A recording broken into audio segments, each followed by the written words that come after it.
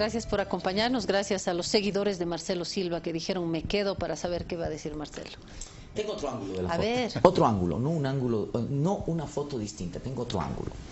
A ver, pienso que la encuesta de La Razón nos ratifica un escenario que de alguna manera estaba proyectándose en los anteriores meses y que además ratifica un comportamiento electoral que ya se ha dado en anteriores elecciones. Primer elemento. Estoy convencido de que hay la tendencia de repetir que más del 80% del electorado va a concentrar su voto en dos opciones políticas, ¿no? Por lo tanto, vamos a tener un escenario, ¿no?, electoral donde van a haber dos fuerzas principales que van a capturar el 80 o más del 80% del electorado, lo cual hace que la elección sea entre estas dos fuerzas políticas. Hay una tercera, también histórica. ¿Está descontando que la otra gente se baje? ¿Está descontando ya? Yo creo que los indecisos que ya han bajado en esta encuesta en relación a otros termómetros que se han dado, ya van a optar sin duda alguna por la candidatura A o la candidatura B. Estaba pensando más bien en los seguidores de Óscar Ortiz. Lo que pasa con Óscar Ortiz es de que también bajo el comportamiento electoral siempre hay un tercero. Le ha pasado a Samuel Doria Medina, le ha pasado a Tuto Quiroga en la anterior elección, y hay un tercero histórico ahí que captura algún voto que no precisamente se alinea ni con la primera ni con la segunda opción, y nunca pasa el 10%, también es histórico. Este dato de La Razón ratifica también lo que hemos vivido en otros procesos electorales. Recordemos, el resultado de Jorge Quiroga fue 8.5 en la elección anterior, lo mismo le pasó a Doria Medina cuando no fue candidato a la presidencia, ¿verdad?, etcétera.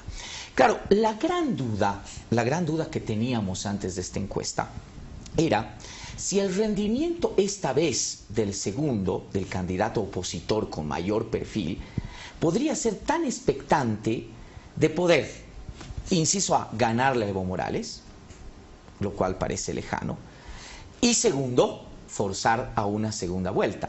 Porque como dice muy bien Franklin, ha habido indudablemente una deflación de la expectativa electoral del movimiento al socialismo. Lo que nos da esta encuesta es ya un candidato favorito. Ya no podemos hablar de una tendencia al empate, ya no podemos hablar de una tendencia a la igualdad. Aquí hay un candidato favorito, y ese candidato favorito en la elección, con 11 puntos de diferencia, es Evo Morales en relación en este momento. Sí. En este momento. Sí, pero entre más vaya acentuándose el tiempo, Claudia, hay menos probabilidades de sorpresas. El electorado, y esto lo sabemos como regla además electoral, difícilmente va a cambiar de percepción política un mes antes o 2 meses antes de la elección, a menos que exista un terremoto político del cual no creo que suceda. ¿No? ¿Zapatazos ya no? No, si analizamos las encuestas pre y pro Zapata, post Zapata y pre Zapata, no hay una diferencia de 3%, 4%. Ese fue el efecto Zapata, ¿no? En los hechos, ese fue el efecto Zapata. Claro. Suficiente. Vitales, determinantes para ganar o perder. Suficiente. En esa rivalidad. Pero ahora tienes un 11% de diferencia, ¿no? Ahora sí tienes un 11% de diferencia que a menos que exista un terremoto político, eso se va a desprender. Ahora, para cerrar la foto, pienso que aquí hay elementos muy interesantes. Y estos elementos interesantes, ¿por qué Evo Morales no puede despegar de una vez y tener una diferencia que le permite estar muy tranquilo y decir, señores, yo voy a ser presidente en una primera vuelta, como fue la anterior vez? ¿Y por qué la tendencia de Mesa, permítanme hacer un contraste con otras encuestas, que por supuesto no coinciden en el porcentaje, pero sí en la tendencia es coincidente, está de bajada? ¿Cuáles son esos elementos que están, por supuesto, creando este escenario electoral que del todo, y aquí sí la apoyo, Claudia, no todavía está cerrado definitivamente? Tengo, además de esto y la precisión más técnica que quiera hacer Armando, tengo la intención de voto en ciudades capitales, ciudades intermedias, para ir separando, para no tener solamente este resultado acumulado, claro, ir mirando de cerca qué pasa en lo intermedio, en la localidad rural. Armando, la mesa está servida. Sí, yo creo que para un poco pimentar un poco la conversación. Creo que las tendencias que ha mostrado Franklin, las más interesantes, es justamente el hecho, por ejemplo, de que Carlos Mesa claramente aparece sobre todo apoyado por el mundo urbano. De hecho, en el mundo urbano, que es las ciudades capitales más el alto, digamos en la encuesta, Carlos Mesa aparece con algo así como 32,6% de votación de intención de voto, y Evo Morales 31%, ¿no es cierto? Es decir, ya con una pequeña ventaja. En cambio, como decían los colegas, cuando llevamos esa foto a las localidades intermedias, ahí sí ya Evo Morales aparece con 50%, Carlos Mesa con 18%, y si vamos más profundo todavía a las localidades rurales, Evo Morales está con algo así como 52% y Carlos Mesa con 16%. Y en esos lugares, además, el conjunto de las oposiciones no supera el 20-25%, ¿no es cierto? Es decir, incluso hay más cantidad de indecisos que de votantes de la oposición, por lo menos en la encuesta, en los mundos rurales, ¿no es cierto? Lo que nos muestra, yo quisiera un poco pimentar esto, ¿no? Yo creo que lo interesante de esta elección, y tal vez me corrigen los colegas, es que en anteriores elecciones, y para preguntar ya una primera pregunta que creo que Marcelo decía, y también Franklin, sí hay un dato, sin embargo, aunque la diferencia de Evo Morales versus el segundo es de 11 puntos, lo que lo consolida como un favorito, por supuesto, pero también es cierto lo que dice Franklin. El nivel histórico de intención de voto de Evo está muy por debajo de lo que lograba a esta altura del partido en anteriores elecciones. En anteriores elecciones Evo ya estaba muy por delante, digamos, de los otros candidatos. En cambio ahora, obviamente 11 puntos no es menos, pero claramente no está en su nivel de anteriores elecciones. Porque es como el zapato, se gasta, el poder se gasta. Exacto. Y yo diría un adicional, que yo creo que sí ese es un tema que para la campaña del MAS tiene que ser una pregunta, ¿no es cierto?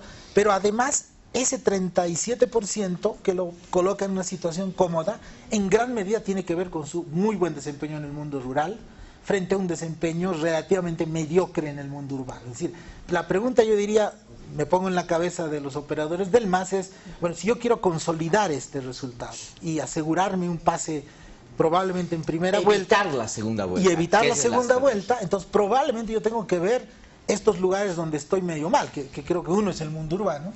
Gran pregunta, ¿no es cierto?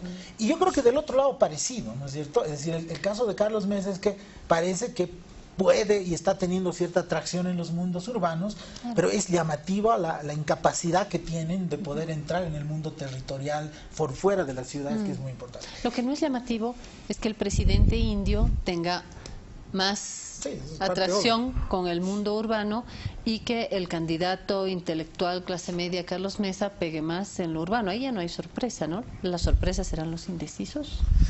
¿Qué hacemos con los indecisos? Mira, Sigmund Freud siempre decía, y es una cosita que se aplica en política, la gente sigue a los exitosos, jamás a los perdedores.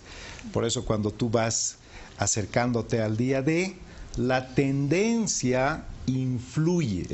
Este tipo de información la gente conoce y es lo que le he escuchado decir varias veces a Marcelo, el voto útil. La gente dice, a ver, ¿para qué voy a votar por candidaturas marginales que tienen poco peso con respecto de dos que están terciando con verdaderas probabilidades de éxito? Y sobre eso finalmente los indecisos se decantan, porque los indecisos no tienen precisamente posición, lo que tienen más bien es una alta dosis de pragmatismo y su decisión es lo más cercano posible al día D.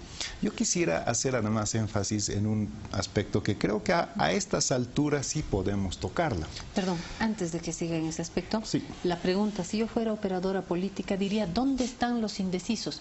Porque los indecisos en el área rural son más atrapables por el MAS que los indecisos en zonas urbanas. Yo creo que los indecisos forman parte en gran medida del erosionamiento del capital político del MAS, porque el MAS era más del 60%. Ahora, ese porcentaje de deflación, como dice Marcelo, que ha perdido el MAS, no está representado en las otras fuerzas, porque las otras fuerzas no han crecido. Entonces hay una que está cautivando el antimasismo y que probablemente está concentrando una parte de indecisos. El punto, por eso es complementario a tu pregunta, es que aquí ya podemos ver que Carlos Mesa creo que lo ha hecho bien no yendo en alianzas. ¿Por qué? Porque ese capital que sea erosionado, que sea desencantado del MAS, lo que está tratando de decir es: Evo Morales, ya no confío en ti, ya no me gusta cómo gobiernas, ya no te voy a apoyar, pero tampoco voy a apoyar a estas otras fuerzas del pasado. Entonces está reclamando algo así como una nueva opción. Y esa nueva opción, aunque no es nada nuevo, más o menos el único que está capitalizando es Carlos Mesa.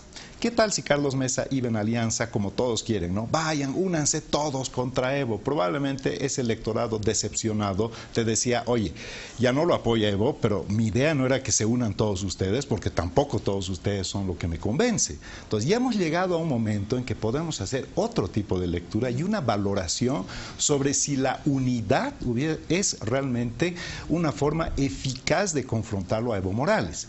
Yo particularmente sostenía en algún momento que la alianza más eficaz hubiera sido de Carlos Mesa con los demócratas, porque los demócratas son el único partido opositor verdaderamente estructurado. Los demás están alquilando siglas. El único partido estructurado de oposición son los demócratas. El único candidato que tiene partido detrás de oposición es Óscar Ortiz. Sí. Y Óscar Ortiz no se va a bajar. Sí, volviendo a esto, y una vez lo discutimos acá con Ricardo Paz y salió fuego, ¿se acuerda? Cuando decíamos, no es del pasado, digamos, Carlos Mesa no ha nacido ayer y ha sido ya presidente y En ese mismo sentido, Carlos Mesa, Ortiz, digamos que Ortiz es joven, tampoco es que viene candidateando a la presidencia hace décadas, sí, ¿no? Es su primera... No le convenía. Y lo otro, que es una cosa bien interesante, te hace Occidente-Oriente. Por supuesto, pero además sexy. En algún momento esto te podía haber dado estructuras corporativas importantes, porque el señor Gustavo Pedraza no le suma nada a Carlos Mesa. Es igual que Carlos Mesa, es lo que yo siempre digo. Gustavo Pedraza es el Carlos Mesa andino y Carlos Mesa es el Gustavo Pedraza oriental.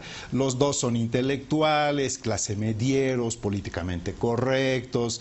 Pero con un problema adicional. Es más conocido que el otro. Pero con un problema adicional, que en la propia encuesta, en otra parte, aparece que a Gustavo Pedraza lo conoce apenas el 27% Ahí está. de la Por eso población. No lo le que para una mucho. candidatura es un problema, digamos, grave. Y eso no es casual, ¿no? Es intencional. No sé es decir, si en un principio, tan intencional. En un principio yo creo que la estructura de Mesa estaba muy, pero muy depositada, y ese es un error de génesis de la candidatura en la figura de Carlos Mesa. Sí. Porque despreció lo que tú decías, tener una estructura política. Y ahí mandó al cuerno a Unidad Nacional y a los demócratas, los únicos que le podían dar un poco de estructura a nivel nacional, ¿no? Dijo, mi imagen basta, mi imagen de medio outsiders por ahí es más que suficiente. Y va a cautivar tanto. En torno a mí. Soy un hombre muy mediático, soy un hombre que maneja muy bien el discurso, le caigo muy simpático a la gente, ¿verdad? Yo no he estado metido en los debacles confrontacionales del último tiempo, por lo tanto, esta imagen va a bastar y va a sobrar. Claro. Equivocado, ¿verdad? Porque ya las tendencias nos demuestran que la imagen no basta. Mientras Evo Morales te hace una concentración en el Chapare y te lleva miles o cientos de miles de personas, a Carlos Mesa paralelamente en Cobija lo reciben 20 personas. Y no es porque en Cobija van a votar 20 personas por Carlos Mesa, sino porque no tiene estructura política. Claro. No tiene quien le mueva la imagen, no tiene quien le articule esto. Ese es un error genético. Yo creo que hay un segundo error genético en Mesa, y es el hecho de que después de 13 años de un liderazgo tan fuerte como el de Carlos Mesa, como el de Evo Morales, no puedes dejar de presentar una imagen por lo menos decidida, firme en la toma de decisiones, alternativa. Claro. Y cuando tú dices, voy a hacer lo mismo que ha hecho él, ¿no? Entonces, hombre, prefiero a lo viejo conocido que lo nuevo por conocer. ¿Para qué voy a votar? Claro, ¿por qué voy a votar por alguien que va a hacer lo mismo y no te presenta una alternativa variante, ¿no? Y ese es un elemento que a mí me parece fundamental. Es decir, Mesa no te presenta esa expectativa, especialmente cuando tú desglosas, me parece acertado, el tema de un voto anti-más. ¿no? Porque el voto anti-más, que además Mesa lo tiene cautivado, porque ese es el nivel, ese es el techo precisamente, ese es el techo del voto anti-más, está en el 30% histórico en las elecciones del último tiempo, histórico. O sea, lo peor que le podrías a Mesa es haber llegado a su techo, porque ese es el voto que ha sacado Manfred Reyes Villa, ha sacado Samuel Doria Medina en las anteriores elecciones. Ese es el voto que nunca se va a alinear al lado del MAS, ¿no? Exactamente. Ese es el tema básico. No hay un crecimiento propio. Claro. Lo que tienes ahí es la concentración de los antimasistas o antievistas. Y yo quisiera un poco ilustrar eso con otro dato de la encuesta, porque hemos preguntado también, se ha preguntado el barómetro de ciertas personalidades, las percepciones positivas o negativas frente a esas personalidades. Está en la pantalla. Yo quiero llamar sobre dos datos, ¿no es cierto? El caso de Evo Morales, por ejemplo, él tiene una percepción muy positiva y positiva de la gente en alrededor del 37%, que se parece mucho al 37% que está diciendo que va a votar por él. Sí. ¿No es cierto? Ahí tiene tal vez un margen de un 12% de gente que tiene una percepción neutra, ¿no? Con eso se acerca al 50%, ¿no es cierto? Pero quiero llamar la atención sobre Carlos Mesa, porque Carlos Mesa solamente acumula 18% de percepciones positivas, que es bajo, digamos, ¿no es cierto? Y algo así como 21 de neutras. ¿Qué quiero decir? Que un poco ratifica esta hipótesis que planteaba Franklin, de que en buena medida no es que los que están diciendo que van a votar por Carlos Mesa son tanto porque lo aprecian a él particularmente, exacto, sino porque él es el candidato que aparece en este momento. Más que nuevo, te diría, el que parece que le puede ganar. Exactamente. No he dicho nuevo, he dicho nuevo. Pero sin embargo podría lanzar, pero lanzo también una hipótesis en medio de eso. Sin embargo, hay un dato que a ratos, los datos principales nos hacen olvidar. La suma de todos los otros candidatos opositores, Ortiz, Víctor Hugo Cárdenas, Jaime Paz Zamora, Pazzi, de todos ellos, es aproximadamente 18%. Es decir, que al final creo que es cierto. Nada desdeñable. Nada desdeñable. Es decir, que si tú me dirías en la mente del operador mesista, está por supuesto trabajar los indecisos, pero también, oye, algo de ese 18% tengo que tratar de traer a mi lado para por lo menos acercarme al 37 de Evo, ¿no es cierto? Claro.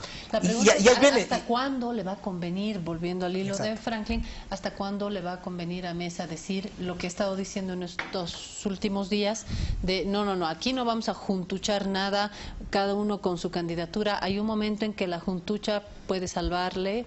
Hasta el 22 de julio. Clarísimo. Así, te lo digo sin mayor. Estaba pensando en San Juan. Hasta el 22 de julio. Okay. ¿Qué va a pasar el 22 de julio? El 27 de julio. Creo que no tiene que ver con la astrología. No, nada que ver con la astrología. El 27 de julio se va a cerrar el tiempo para presentar las listas de candidatos a la Asamblea Legislativa Plurinacional, según lo que va a salir el lunes como la convocatoria oficial del Tribunal Supremo Electoral. No nos olvidemos que la conformación de las listas también tiene su incidencia en el electorado de manera importantísima. ¿No? Hay un tema que quisiera, ahí te voy a hacer un paréntesis, ya que has tocado esta perla tan bonita. Eso de que las fuerzas políticas negocian primero los intereses del país, todos sabemos que eso es un discurso absolutamente infumable. Aquí es una competencia de poder y por lo tanto lo que quieren es tener una presencia lo más poderosa posible.